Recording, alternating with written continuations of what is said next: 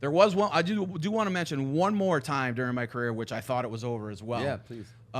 This was 2013, and we did 2 Zedd shows at the House of Blues. Kind of early Zedd, but was definitely big. Was starting to blow up, and it was. Is it in Boston? In Boston. Okay. But it was also Electric Zoo weekend in New York.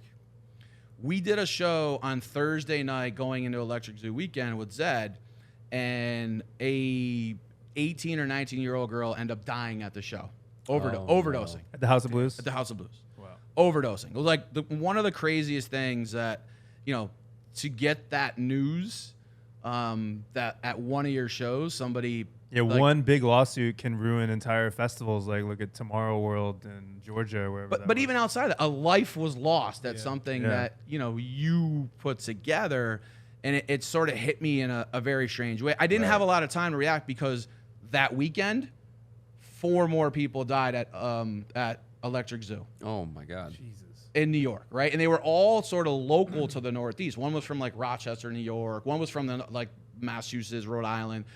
Because a lot of the New England people would go to Electric Zoo. There was clearly a very bad batch of drugs that was out there that somebody had cut up. And, these kids back then, that's what they did. They would just, go and roll their faces off and go to these things. And that was the popular thing to do. So that weekend, I'll never forget this because I had Pretty Lights.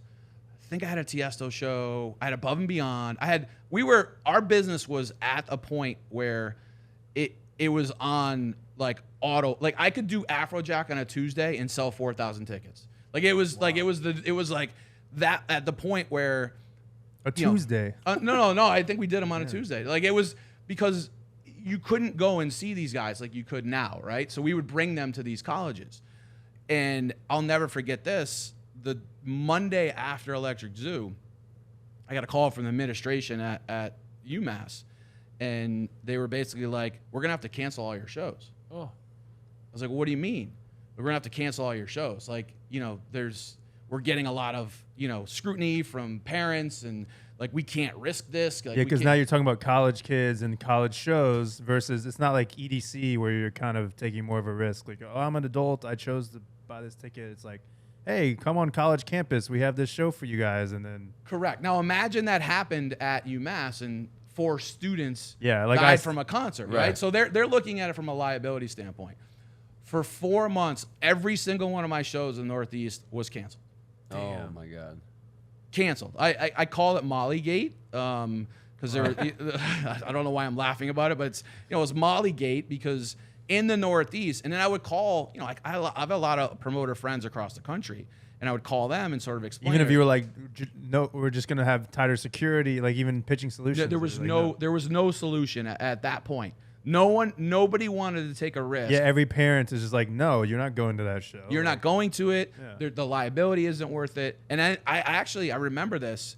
We were getting sort of, because we were like the premier dance music promotion company in the Northeast, and people are looking. They're like, is what's happening at these shows. There was just like a deeper dive. And, we've never, first of all, I've never done a drug in my life, right? So that for me, it's never been about that. It's been about, the feeling that you get of being at a show, watching people, the community feel everybody has their reasons for why they go to these shows. So, for me, it wasn't like, hey, I want to throw these shows and have people do a bunch of drugs and hang out. And that was just... Without the Molly. I mean, we can't do the shows. What's the point? Here, just have it at the door. It wasn't like, need a pillow, need a Molly, whatever you need. It wasn't necessarily like that. So it took me a minute. But there was a second where I was like, are we done?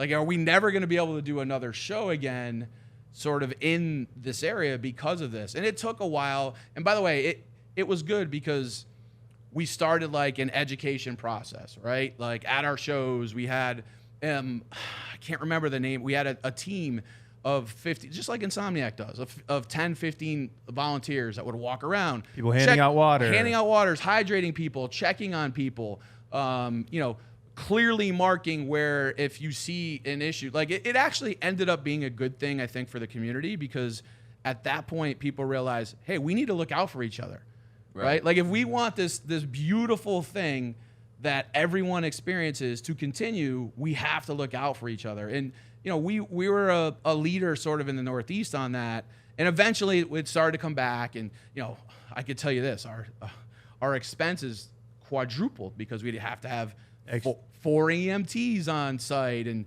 1,000 cops and you have to get extra insurance and stuff. Extra insurance and all these things. But that was another period where we were literally peaking from a business perspective, and you just never know when something's going to come out of nowhere and potentially completely derail it. But was the strategy like, okay, we'll just focus on the Midwest or like the West Coast and just no, we take a break?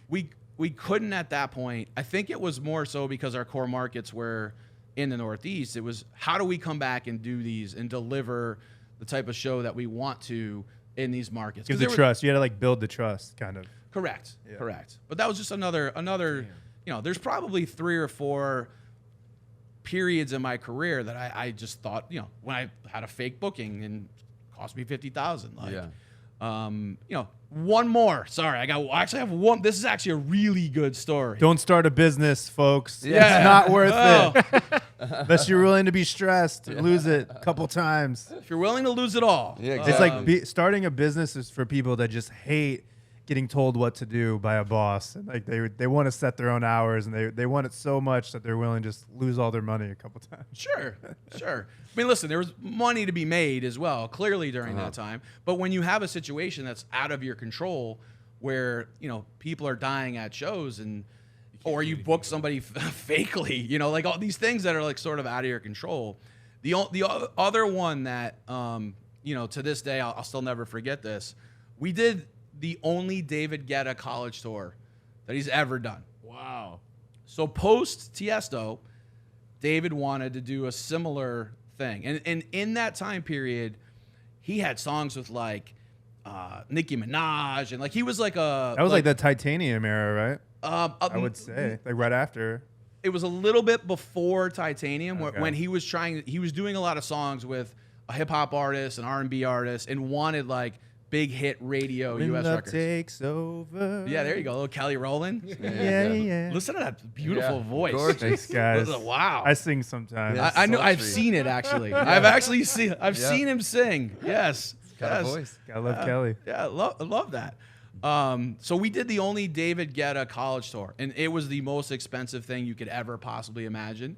And it was a little bit different than Tice, where we had to pay an X amount for him, and his production was the biggest thing we had clearly ever done. And we overspent on, you guys have dealt with production budgets, and we clearly overspent on it. And we did 4 dates in the Northeast, and they sold some tickets, but they didn't sell out. By the way, the lineups on these this will blow you away. The lineups on these were David Guetta, Alesso, Dot of Life, Rehab. No way. And then we did one show in Syracuse, and there was this little known DJ named Danconia that opened the show, local to Syracuse. Wow. Turned out to be Drew from the Chainsmokers. You're kidding. No way. I think I saw you post something about this. Wow, that's recently. a crazy story. You're Yeah. shout out Drew's DJ name before. Danconia, yeah, because I found a flyer with the Danconia name on it, and he was on that show. We did a show in Syracuse with David. It was David Guetta, Alesso, Rehab, and Danconia. It was one of his first shows, and his manager Sergio was also a good friend. Ended up working for us, and when he started to form Chainsmokers, we were big believers very early because of that relationship, because we had known sort of Sergio sort of at that time. But these shows the lineups were amazing, the production was amazing, but we lost an inordinate amount of money. I mean, when I tell you we lost, we took a hit. But here's the thing: the good thing was, we had some cash reserves because the business was good at that point. But it wiped pretty much everything out. Oh. But you know what? I paid it. Yeah. There you go. But is that one of those things? I paid it, and it minted me in this business. Right. That's what I'm saying. It minted me at a point where managers, agents, artists were like, this dude is no matter what happens and how much they lose, he's going to pay, right? And it was a respect thing at that point, Right. Because they took a big chance. David Guetta doing a college tour, which, by the way, the reason it didn't translate was because at that time, college kids didn't realize he was even a DJ. Because they were just hearing these songs on the radio, right? Yeah. Mm-hmm. I used to think like that too. I used to think he was just like an artist or something, singing. Or whatever. Correct. Yeah. So you were probably one of those guys. I'm not gonna go see David Guetta. Yeah, I This did the dude same thing. Yeah. Early on, I was like, I don't understand the idea of this. I think Calvin in Harris, David Guetta thing. I was like, huh? What, are the they idea of singing like or whatever? DJs that get other people to collab, that wasn't. I don't think Americans fully understood that until a little bit later. No, he was brilliant, and it took a while for people to sort of catch on. But they would rather have paint splattered all over him by some local DJ and Right. pay $100 for that ticket than go see one of the biggest artists with the most ridiculous production you could ever possibly imagine. But we did that tour, and in this moment as well is another one of these moments that like really made it all worth it for me. Because no matter what we lost, I'll never forget this. The last day of the tour, David and I spent almost an hour talking, which was kind of insane because he's a global superstar, and we were talking about the U.S. and the markets and the reaction. He was like, why didn't he sell out? He wanted to know like what sort of what was going on, and basically I told him, it's very weird for me to say because I was also a DJ. Like, these kids don't even know you DJ, David. They don't even know you DJ. Like, I could put a local DJ up and he's like, I never really realized that. Like, I need to get back to some records that, and kind of put out in the US that I'm an actual DJ. And I'll never forget this. It's one of those moments in my life that makes it all worth it. David looks at me after we talked for 45 minutes to an hour and he goes, Tim, you motivated me. Wow. David fucking There you Guetta. go. You motivated That's badass. Guetta. David fucking Guetta looks me in the eye and goes, Tim, you motivated me. Badass. Kind of nuts, Yeah, right? I think- hey, Like, man. super cool. I think that's Yeah. pretty cool. Like, we saw him like a couple years back, and we're like, David, we did a song together, and he's like, we did? Yeah. That was his reaction to us. So. You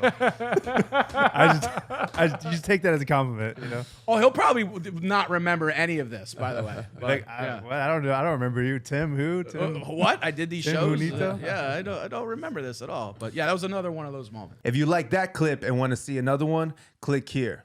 If you want to see the full podcast, click here.